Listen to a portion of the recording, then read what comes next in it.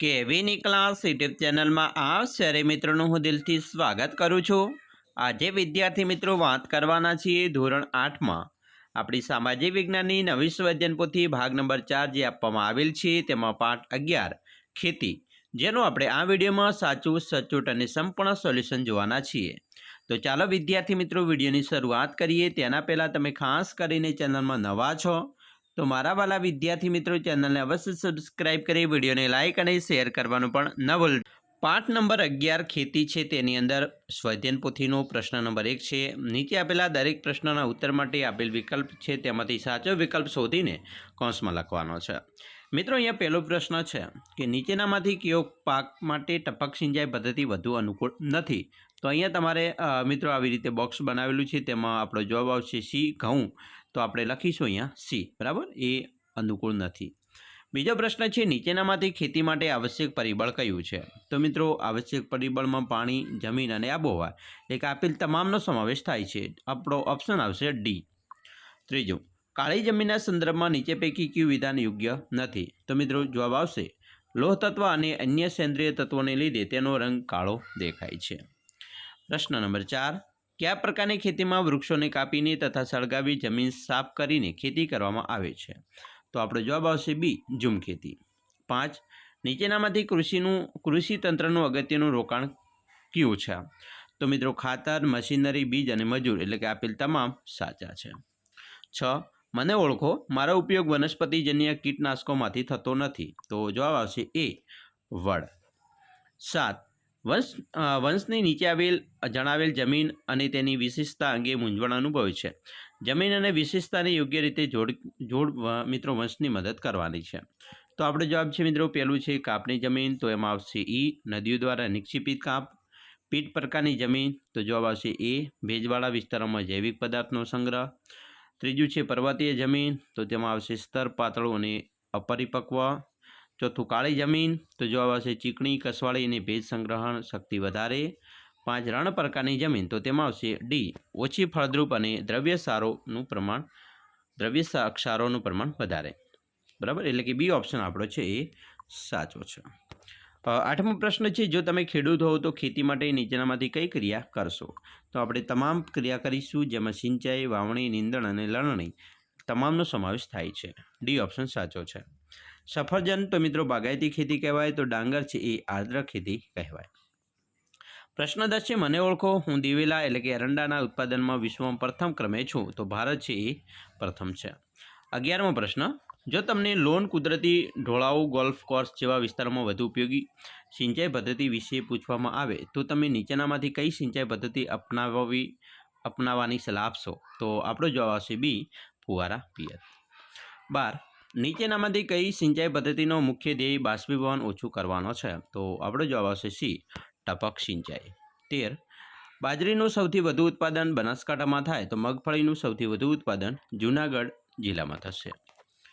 14મો પ્રશ્ન છે, જો તમે આગ્નેય અને રૂપાંતરિત ખડકો ધરાવતા ક્ષેત્રમાં ફરી રહ્યા છો તો ત્યાં કયા પ્રકારની જમીન જોવા મળશે? તો ત્યાં મિત્રો બી, રાતી જમીન જોવા મળશે। 15મો પ્રશ્ન છે, જૈવિક કીટનાશક જીવાણુઓ બેક્ટેરિયા સંદર્ભે નીચેનામાંથી કયું વિધાન યોગ્ય છે? તો તેમાં આવશે મિત્રો 1, જીવાણુઓમાં બેસિલસ જાતિના જીવાણુઓ મોખરે છે, તે ઉપદ્રવ જીવાતોમાં જુદા જુદા રોગ લાગુ પડે છે અને તે જૈવિક કીટનાશકોમાં જીવાણુઓ લગભગ 90% હિસ્સો ધરાવે છે। 16મો પ્રશ્ન છે, ગુજરાતમાં લગભગ 50% કરતાં વધુ વિસ્તારમાં કયા પ્રકારની જમીન જોવા મળે છે? તો જવાબ આવશે કાપની જમીન। હવે આપણો પ્રશ્ન 2 છે, એનો અ છે, નીચેના વિધાનો સાચા છે કે ખોટા જણાવો। પહેલો પ્રશ્ન, વિશ્વના આશરે 30% લોકો ખેતી પ્રવૃત્તિમાં રોકાયા છે। તો આ વિધાન ખોટું છે, બરાબર। બીજું, સઘન ખેતીમાં આર્થિક વળતરને મહત્વ આપવામાં આવે છે। તો આ વિધાન સાચું છે। ત્રીજું, ટપક સિંચાઈની કેટલીક વખત ટ્રિંકલ સિંચાઈ કહેવામાં આવે છે। સાચું। 4, ડાંગરનો પાક મુખ્યત્વે પાણીથી ભરાયેલા ખેતરોમાં થાય છે। તો આ વિધાન પણ સાચું છે। 5, ભરૂચના ભાલ પ્રદેશના ઘઉં પ્રખ્યાત છે। તો આ વિધાન મિત્રો ખોટું છે, ભરૂચના આવશે નહીં, બરાબર। 6, વિકાસશીલ દેશો મોટાભાગે સઘન કૃષિ ખેતી કરે છે। તો સાચું છે। 7, નહેરોના પાણીનો સિંચાઈ માટે સતત વધુ પડતો ઉપયોગ ફાયદાકારક છે। ખોટું વિધાન છે। 8, ચેકડેમ બાંધવાથી કૂવા અને બોરના તળ ઊંચા આવે છે, તો આ વિધાન પણ સાચું છે. 9. ખેત ઉત્પાદન માટે બિયારણ એક મહત્વનો ભાગ ભજવે છે, તો આ વિધાન પણ સાચું છે. 10. ખેતી વિકાસનો અંતિમ લક્ષ્ય એ ખોરાકની સુરક્ષામાં વધારો કરવાનો નથી, તો આ વિધાન ખોટું છે.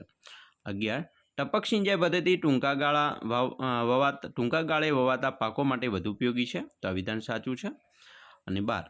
ફુવારા પિયત પદ્ધતિથી પાણી પહોંચાડવું એ વરસાદની પાણી પડવાની રીતનું અસમાન છે, તો આ વિધાન ખોટું છે. પ્રશ્ન 2 છે બંધ બેસતા જોડકા રચો. મિત્રો પહેલું છે સઘન ખેતી, તો એમાં આપણો જવાબ આવશે તમાકુ. બાગાયતી ખેતી તો ચા. સૂકી ખેતી તો જુવાર. આદ્ર ખેતી તો ડાંગરનો સમાવેશ થાય છે. પ્રશ્ન 3 છે એનું અ છે ખાલિયા પૂર્ણ કરવાની છે. પહેલી મિત્રો ખાલિયા છે ગુજરાત કપાસના ઉત્પાદનમાં ભારતમાં ખાલિયા સ્થાન ધરાવે છે, તો પ્રથમ સ્થાન આવશે. બીજું મગફળીના ઉત્પાદનમાં વિશ્વમાં ભારતનો નંબર ચીન દેશ પછી બીજો ક્રમ છે. ત્રીજું સઘન ખેતીને વ્યાપારી મિત્રો ખેતી પણ કહે છે. 4. બાયોટેકનિક પદ્ધતિથી બાગાયતી પાકો માટે ખાસ કરીને રોપા તૈયાર કરવામાં આવે છે. 5. ગુજરાતમાં મગફળીનું સૌથી વધુ ઉત્પાદન જૂનાગઢ જિલ્લામાં થાય છે. 6. ગુજરાતમાં કૃષિ મેળાઓ દ્વારા ખેડૂતોને આધુનિક માહિતી અને માર્ગદર્શન અપાય છે. અને 7. વિશ્વના આશરે 50% લોકો ખેતી પ્રવૃત્તિમાં રોકાયેલા છે. 8મો પ્રશ્ન છે કપાસની કાળી જમીનને રેગુના નામે પણ ઓળખવામાં આવે છે. પ્રશ્ન 3 છે બી છે તફાવત આપવાનો છે, જેમાં મિત્રો પહેલો પ્રશ્ન છે બાગાયતી ખેતી અને સઘન ખેતી. બાગાયતી ખેતીની વાત કરીએ તો બગીચાની પદ્ધતિએ સાર સંભાળ લઈને કરવામાં આવતી ખેતીની બાગાયતી ખેતી કરવામાં આવે છે. જ્યારે સિંચાઈની સુવિધાઓ ઊંચી જાતના બિયારણો નવી ટેકનોલોજી ખાતરો કીટનાશકોનો ઉપયોગ કરી થતી ખેતીને સઘન ખેતી કહેવામાં આવે છે. બાગાયતી ખેતીમાં ફળો તેમજ રબર, ચા, કોફી, કોકો, નાળિયેરના પાકો લેવાય છે, જ્યારે સઘન ખેતીમાં મુખ્યત્વે રોકડિયા પાકોનું વાવેતર કરવામાં આવે છે. બીજો પ્રશ્ન છે ટપક સિંચાઈ પદ્ધતિ અને ફુવારા પિયત પદ્ધતિ. તો ટપકમાં જોઈએ તો આ પદ્ધતિમાં વાલ્વ, પાઇપ, નળીઓ અને ઉત્સર્જકોનો સહારો લઈ પાણી સિંચવામાં આવે છે, જ્યારે આ પદ્ધતિમાં પંપ, વાલ્વ, પાઇપ અને ફુવારાનો સહારો લઈ પાણી સિંચવામાં આવે છે. ટપક જોઈએ તો આ પદ્ધતિ કપાસ, એરંડા, શેરડી, રીંગણ, કોબીજ વગેરે માટે વધારે અનુકૂળ છે, જ્યારે આ પદ્ધતિ ઘઉં, બાજરી, જુવાર, મકાઈ, ચણા, ઘાસચારો વગેરે માટે વધારે અનુકૂળ છે. એના પછી ડાંગર અને મગફળી. ડાંગરને ગરમ અને ભેજવાળી આબોહવા તથા વધુ વરસાદની જરૂર પડે છે, જ્યારે મગફળીની કાળી, કસવાળી, ગોરાડું અને લાવાની રેતી મિશ્રિત પાણીનો ભરાય તેવી જમીન અનુકૂળ આવે છે. ડાંગર ખાદ્ય પાક છે, જ્યારે મગફળી એ તેલબિયા પાકમાં મહત્વનું સ્થાન ધરાવે છે. પ્રશ્ન 4 છે એનો અ છે ટૂંકા પ્રશ્નોના જવાબ લખવાના છે. પહેલો પ્રશ્ન છે કૃષિને અસર કરી રહેલા પરિબળો જણાવો. તો મિત્રો તેમાં આવશે સુધારેલા બિયારણો, જંતુનાશકો, સિંચાઈની ઉન્નત સગવડ, ટપક સિંચાઈ પદ્ધતિ, ફુવારા પદ્ધતિ, ખાતરો અને કૃષિ યંત્રનો સમાવેશ થાય છે. બીજું ગુજરાતમાં મુખ્ય કયા પાક થાય છે. તો ગુજરાતમાં જોઈએ તો બાજરી, ઘઉં, ડાંગર, જુવાર, મગફળી, કપાસ, શેરડી, તમાકુ વગેરે પાકો. પછી કેરી, કેળા, ચીકુ, પપૈયા, દ્રાક્ષ, સ્ટ્રોબેરી, નાળિયેર જેવા ફળો, ચણા, મગ, મઠ, અડદ જેવા કઠોળ, મરચાં, જીરું, વરિયાળી, ઈસબગુલ, રાઈ વગેરે જેવા મસાલાઓ લેવામાં આવે છે. પ્રશ્ન 3 કૃષિના પ્રકારો કયા કયા છે. તો મિત્રો કૃષિમાં આવશે જીવન નિર્વાહ ખેતી, સ્થળાંતર ખેતી, સઘન ખેતી, સૂકી ખેતી, આદ્ર ખેતી અને બાગાયતી ખેતીનો સમાવેશ થાય છે. ચોથો પ્રશ્ન છે તમારા વિસ્તારમાં કયા પાક થાય છે. તો મિત્રો આપણા વિસ્તારમાં કપાસ, મગફળી, ઘઉં, જીરું, રાઈ, તલ, એરંડા, ચણા, મગ, મઠ, તુવેર, લસણ, ડુંગળી, બાજરી, જુવાર જેવા પાકો થાય છે. તમારા વિસ્તારમાં હોય એ મિત્રો લખવાના છે. અહીંયા મારા વિસ્તારના મેં લખેલા છે. પાંચમો પ્રશ્ન છે વનસ્પતિજન્ય કીટનાશકોમાં કઈ વનસ્પતિ ઉપયોગ થાય છે. તો મિત્રો વનસ્પતિજન્ય કીટનાશકોમાં લીમડો છે, કરંજ, મહુડો, તુલસી, રતનજ્યોત, પુદીનો, કારેલા, તમાકુ, સેવંતી વગેરેનો સમાવેશ થાય છે.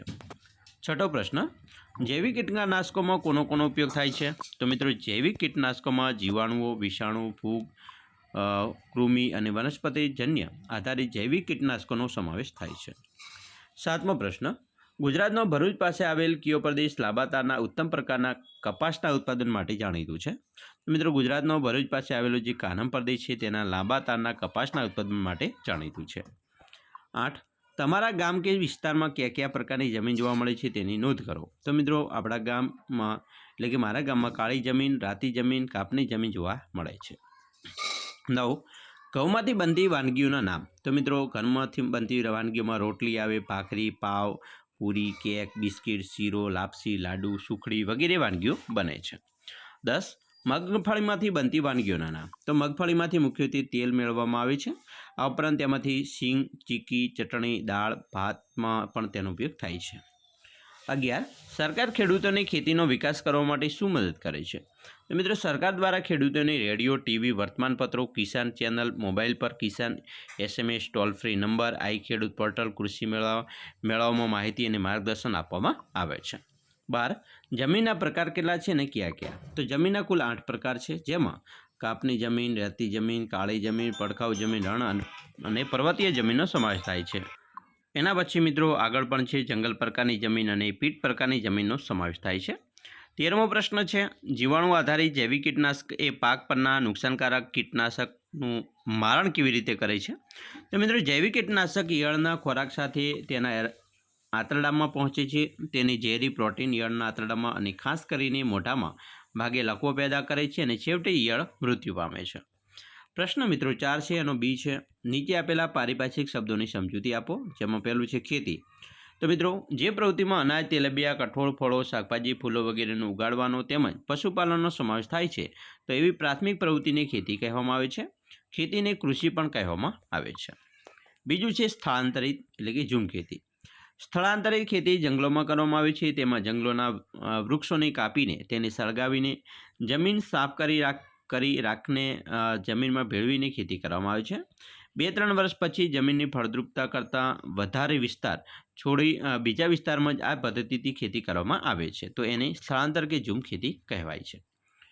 સઘન ખેતી. સિંચાઈની સુવિધાઓ, ઊંચી જાતના બિયારણો, ખેતીની નવી ટેકનોલોજી, રાસાયણિક ખાતરો, કીટનાશકો અને વિવિધ પ્રક્રિયાના યંત્રનો ઉપયોગ કરીને કરવામાં આવતી જે ખેતી છે એને સઘન ખેતી કહે છે. સઘન ખેતીને વ્યાપારી ખેતી પણ કહે છે. ખેત તલાવડી. ખેત તલાવડી ખેતરમાં ઢોળાવવાળી જમીનમાં શેઢાઓ વચ્ચે બનાવવામાં આવે છે. તેમાં વરસાદના પાણીનો સંગ્રહ કરવામાં આવે છે. વરસાદ બંધ થયા પછી પાકને પાણીની જરૂર હોય ત્યારે તેના પાણીની સિંચાઈ માટે વાપરવામાં આવે છે. ચેકડેમ. નાની નદીઓ, ઝરણા કે વહોળાના પાણીને નકામું વહી જતું અટકાવવા માટે તેમના વહેણની વચ્ચે પાકો આડબંધ બાંધવામાં આવે છે, જેને ચેકડેમ કહે છે. ચેકડેમને લીધે આસપાસના કૂવા અને બોરના પાણીના તળ પણ ઊંચા આવે છે. બાગાયતી ખેતી. બગીચાની પદ્ધતિની સાર સંભાળ લઈને કરવામાં આવતી ખેતીને બાગાયતી ખેતી કરવામાં આવે છે. આ ખેતીમાં રબર, ચા, કોફી, કોકો, નાળિયેર વગેરે પાકો લેવામાં આવે છે. આ ઉપરાંત સફરજન, કેરી, સંતરા, દ્રાક્ષ, આમળા, લીંબુ, જામફળ જેવા ફળોની પણ ખેતી કરવામાં આવે છે. સૂકી ખેતી. જ્યાં વરસાદ ઓછો પડે છે, સિંચાઈની સગવડો અલ્પ છે અને ચોમાસામાં જ્યાં પાણીનો સંગ્રહ થતો હોય તેવી નીચાણવાળી જમીનમાં પાણી સુકાઈ ગયા પછી ખેતી થાય છે, તેની સૂકી ખેતી કહે છે. અહીંયા મુખ્ય પાકમાં જુવાર, બાજરી, કઠોળ જેવા પાકો છે એ લેવામાં આવતા હોય છે. અને આદ્ર ખેતી. જે વિસ્તારમાં વધુ વરસાદ પડે છે અને સિંચાઈની પણ સગવડ છે તે વિસ્તારમાં કરવામાં આવતી જે ખેતી છે એને આદ્ર ખેતી કહે છે. આ પ્રકારના ખેતીમાં ડાંગર, શેરડી, કપાસ, ઘઉં, શાકભાજી વગેરેની ખેતી કરવામાં આવે છે. વિદ્યાર્થી મિત્રો, અહીંયા આપણો બીજો ભાગ પણ આપણે બનાવવો જ પડશે, કારણ કે વિડીયો બહુ મોટો થઈ જાય એમ છે, બરાબર. 20 મિનિટ જેવો થઈ જાય, 20 મિનિટ ઉપર. એટલા માટે આપણે અહીંયા જે વિડીયો છે એ 13 મિનિટનો થઈ ગયો છે, એટલે આપણે અહીંયા અટકાવી દઈશું. પ્રશ્ન નંબર 5થી સમગ્ર સોલ્યુશન છે આપણે નેક્સ્ટ વિડીયોમાં ફટાક દઈને આવશે, બરાબર. તો મિત્રો ખાસ કરીને તમે જોવાનું પણ ન ભૂલતા. અમે આશા રાખીએ છીએ તમને આપણા વિડીયો ખૂબ જ ઉપયોગી નીવડશે. અને ખાસ વિડીયો ગમે હોય તો મિત્રો લાઇક, શેર અને સબસ્ક્રાઈબ કરવાનું પણ ન ભૂલતા.